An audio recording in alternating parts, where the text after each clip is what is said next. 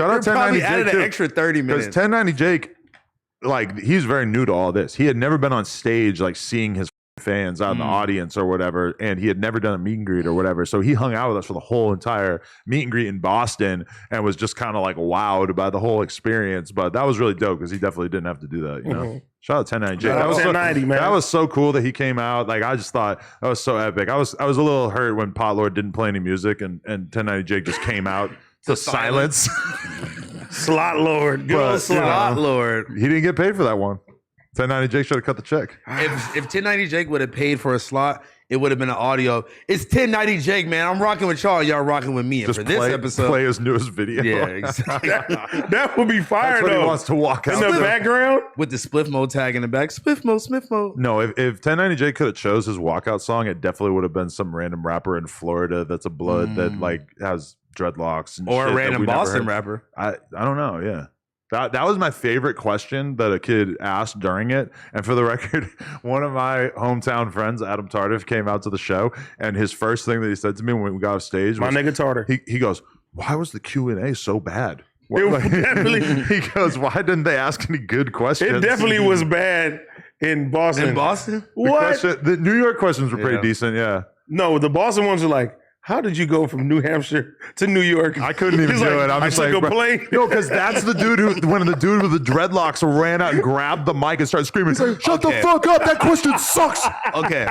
He That was was- tweaking. I That thought was they was gonna amazing. fight. I thought they was gonna fight. That was amazing, Yo. but that also could have got very violent. I Very thought it was about fast. to go down. Bro, this nigga is asking a very extended, long question. But that was basically just, how did you end up going from New Hampshire to California? moving, right? And I'm like, I'm sorry. Like you but had no transportation ever in your life. This is a room full of people who are like diehard No Jumper fans. Yeah. That is the most surface level question that you've probably heard me talk about. Oh, I lived in New York for this period of time. I got to California. No hate on him, because I'm sure like a lot of these kids, they're trying to think of anything that they can ask because they just want to interact with I somebody. think it was a grown ass man, not a kid. He wasn't a kid.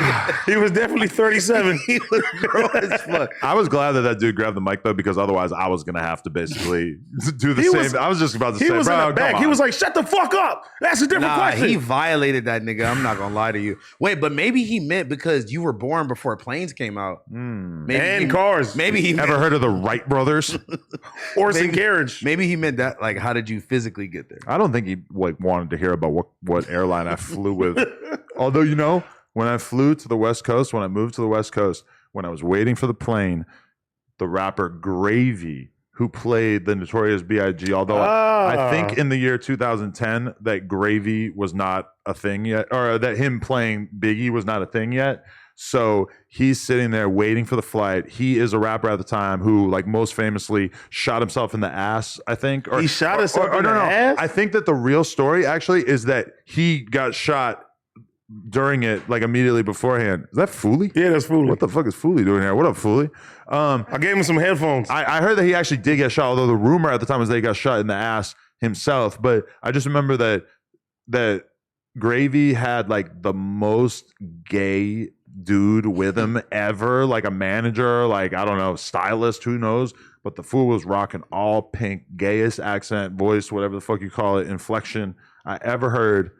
And I don't know, that just kind of opened my mind. Did that kind of correlate that's why he got shot in the ass because he had a gay manager? Yeah, that's what I'm trying to figure I'm out. like, You're right, the homophobia is real. Yeah. I'm You're like- not an activist anymore. no, I'm saying like Adam was like, yeah, so he got shot in the ass and then he had this gay manager. With all pink on.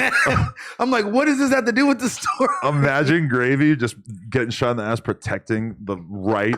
Like somebody called him like a homo or some shit, and he just fucking got popped protecting him. My brain just keeps going to Young Gravy every time you say that, to be honest, who was a very nice guy. I was thinking of like real gravy. I bet you were, Mashed potatoes. Tubbo. You know what I'm saying? Damn. Yeah. You overweight just like your luggage. All right, people, we just hit 300,000 subscribers. You know we're trying to hit 400,000 subscribers. So that little red button, tap it, tap in. Appreciate y'all.